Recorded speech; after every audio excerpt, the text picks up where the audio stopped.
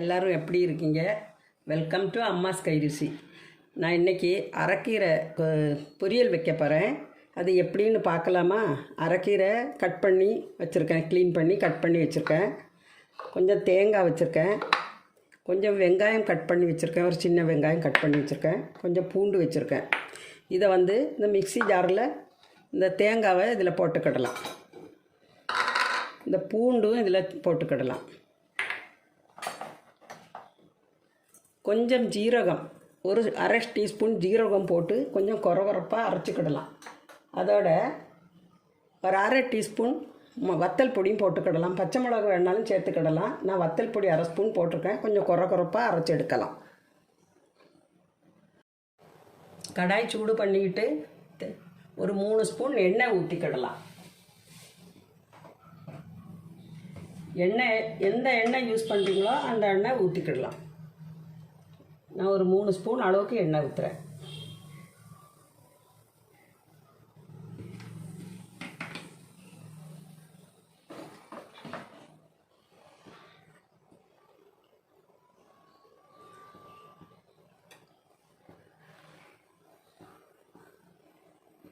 வெங்காயம் கட் பண்ணி வச்சுருக்க வெங்காயத்தை போட்டுக்கிடலாம்.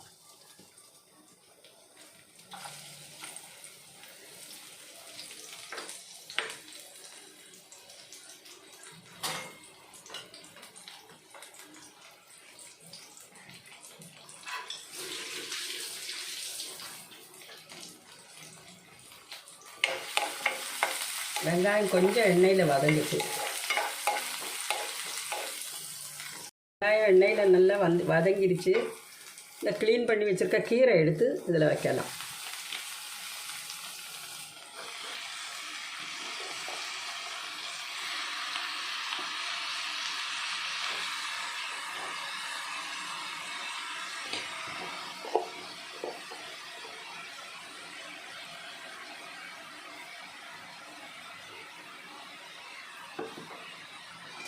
கொஞ்ச நேரம் மூடி வைக்கலாம். ஆவியில் கொஞ்சம் வெந்ததும் இந்த கீரையை கிளறி விடலாம்.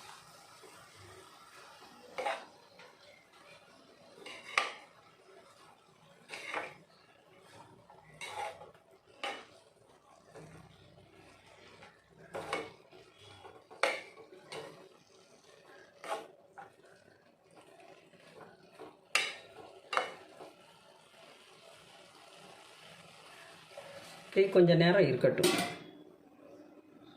கொஞ்சம் உப்பு போட்டு விடலாம். தேவையான அளவுக்கு உப்பு நான் ஒரு அரை ஸ்பூன் போட்டிருக்கேன். தேவை இருந்தால் போட்டுக்கிடலாம். நல்லா வேகட்டும்.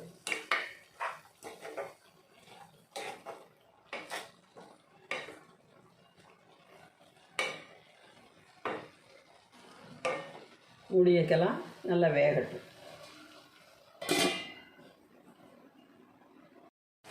கீரை நல்லா வெந்துருச்சு. இதில் இந்த அரைச்சி வச்சுருக்க தேங்காய் போட்டுக்கிடலாம்.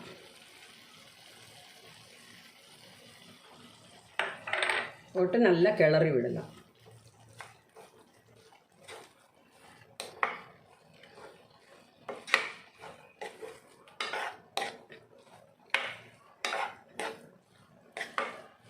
இந்த தேங்காயில் வத்தல் பொடி போட்டிருக்கனால அந்த பச்சை வாடை போனதுக்கப்புறம் இறக்கிக்கிடலாம்.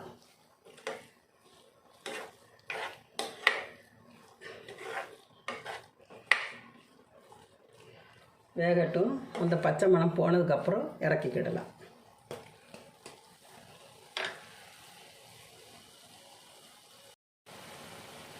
கீரை பொரியல் தயாராகிட்டு அடுப்பு ஆஃப் பண்ணிடலாம். பொரியல் தயாராகிட்டு நீங்களும் செஞ்சு பாருங்கள், ருசித்து பாருங்கள். இந்த வீடியோ உங்களுக்கு பிடிச்சதாக இருந்தால் சப்ஸ்கிரைப் பண்ணுங்கள், லைக் பண்ணுங்கள், ஷேர் பண்ணுங்கள், கமெண்ட் பண்ணுங்கள்.